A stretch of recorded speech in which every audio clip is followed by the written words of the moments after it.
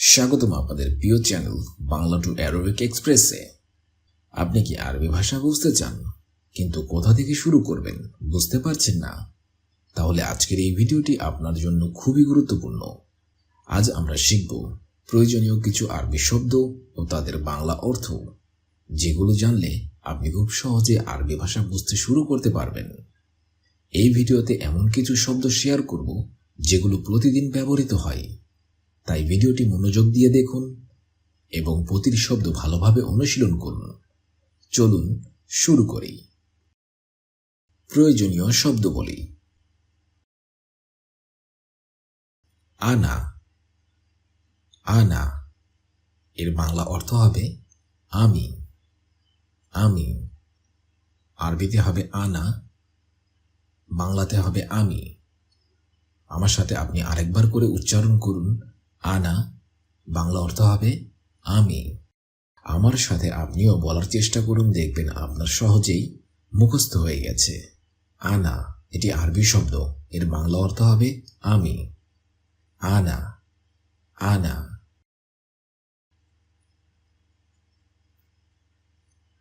নাহনু।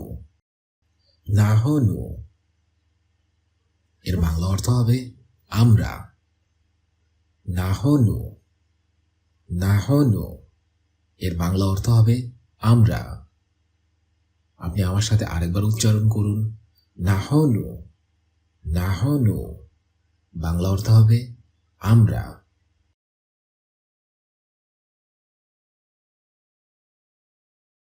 আন্তা। আন্তা এর বাংলা অর্থ হবে তুমি অথবা তুই। আন্তা। আন্তা বাংলা অর্থ হবে তুমি অথবা তুই। আপনি আমার সাথে আরেকবার উচ্চারণ করুন। আন্তা। আন্তা বাংলা অর্থ হবে তুমি অথবা তুই। আরবি উচ্চারণ হবে আন্তা।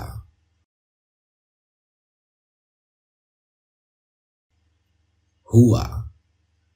হুয়া এর আরবি অর্থ হবে সে অথবা তিনি। এটি হবে পুরুষবাচক। সে অথবা তিনি। আরবিতে হবে হুয়া। হুয়া বাংলা অর্থ হবে সে অথবা তিনি। এটি হবে পুরুষবাচক। আপনি আমার সাথে আরেকবার বলুন। হুয়া। হুয়া বাংলা অর্থ হবে সে অথবা তিনি।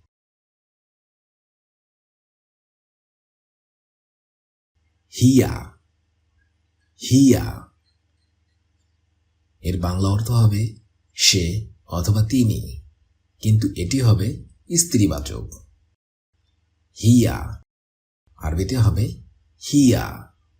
হিয়া বাংলাতে হবে সে অথবা তিনি। আরবি উচ্চারণ হবে হিয়া।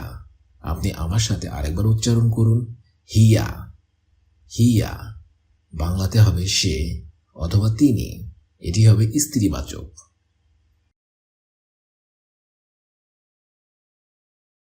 আন্তুম।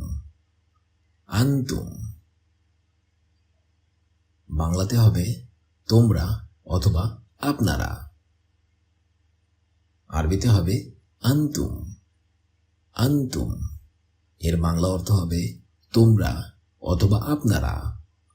আপনি আমার সাথে আরেকবার উচ্চারণ করুন। আন্তুম। আন্তুম বাংলা অর্থ হবে তোমরা অথবা আপনারা।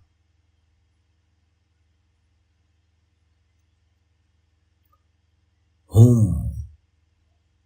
হুম এর বাংলা অর্থ হবে তাহারা। এটা হবে পুরুষবাচক। শুধুমাত্র পুরুষদের ক্ষেত্রে এটি ব্যবহৃত হবে। হুম এর বাংলা অর্থ হবে তাহারা। আপনি আমার সাথে আরেকবার উচ্চারণ করুন। হুম। হুম এর বাংলা অর্থ হবে তাহারা। তাহারা পুরুষবাচক।